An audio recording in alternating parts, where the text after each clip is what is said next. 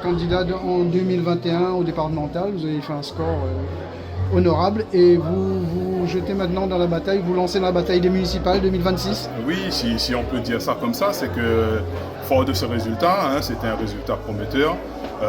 Nous l'avons assuré à la population au soir des résultats que nous serons présents pour les élections municipales.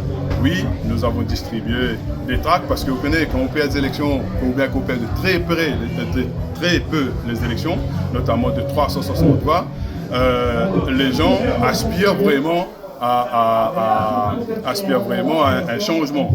En faisant 3500 voix sur Sainte-Suzanne, là, il y avait un souffle, un vent de changement qui était en train de souffler. Et ce vent n'a pas soufflé suffisamment fort. Et ce vent va souffler très très fort en mars 2026 à Sainte-Suzanne. Qu'est-ce qui différencie votre candidature par rapport à d'autres?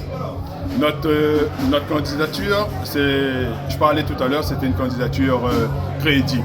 Crédible pourquoi? Parce qu'aujourd'hui, les gens ont besoin de fidélité en politique. J'ai toujours été fidèle en politique. À partir de là, aujourd'hui, les gens regardent ça. Ils reprochent un peu aux politiques aujourd'hui d'être ici, être dedans, être dehors, être ensemble. En fait, ils ne se retrouvent plus vraiment en ces politiques qui changent au gré du vent. Voilà la première des choses pourquoi on est crédible. Vous parlez de politique de proximité également. On parlait aussi de police de proximité. C'est que moi, j'ai toujours été un élu de proximité. Là où j'étais élu, j'ai toujours reçu la population. Et on va mettre cette méthode-là en place. Aujourd'hui, on propose une nouvelle méthode, de nouvelles perspectives pour la population de Sainte-Suzanne. Et cette méthode passera par une politique de proximité, en recevant le public à minimum une fois par semaine.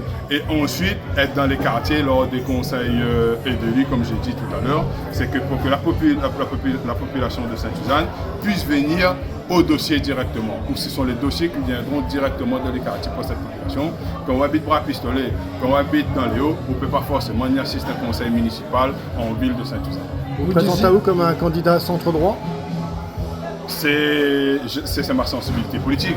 Mais en 2021, lorsque j'ai fait équipe avec Josette Ogir, Josette était une ancienne élue de M. Gironcel, avec sa sensibilité plutôt de gauche. Aujourd'hui, moi j'ai ma sensibilité de centre-droit, mais on sait une liste d'ouverture, c'est-à-dire que les gens qui ne se reconnaissent plus dans ce qui se passe à Sainte-Suzanne aujourd'hui, oui, nous sommes une liste plutôt d'ouverture. C'est quand même une liste sans étiquette, une candidature sans étiquette.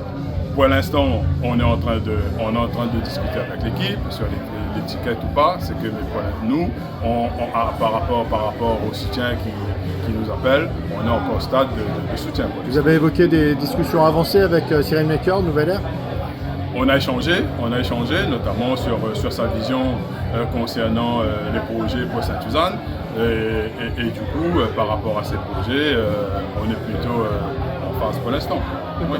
Vous disiez, on aura l'occasion de reparler en détail de votre programme, mais vous disiez qu'il y a beaucoup à faire, il y a beaucoup à refaire à Sainte-Suzanne.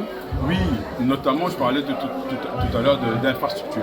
Vous savez que ce soit l'infrastructure routière, que ce soit les équipements sportifs, que ce soit les équipements culturels, Sainte-Suzanne est une ville dynamique. On a les associations, on a des bénévoles qui font vraiment un travail remarquable. Et dans les résultats, vous voyez que c'est sportif, culturel, etc., ça se voit dans les résultats. Maintenant, il faut leur donner les moyens, et des moyens de qualité. Donc c'est à ce niveau-là. Vous connaissez, M. Montrouge, pour construire une famille, il faut une maison. Et si vous n'avez pas une maison, vous ne pouvez pas créer une vie de famille. Voilà un petit peu comment je résume ça. Allons créer une maison avant, et ensuite allons créer une famille après. Voilà. Ok.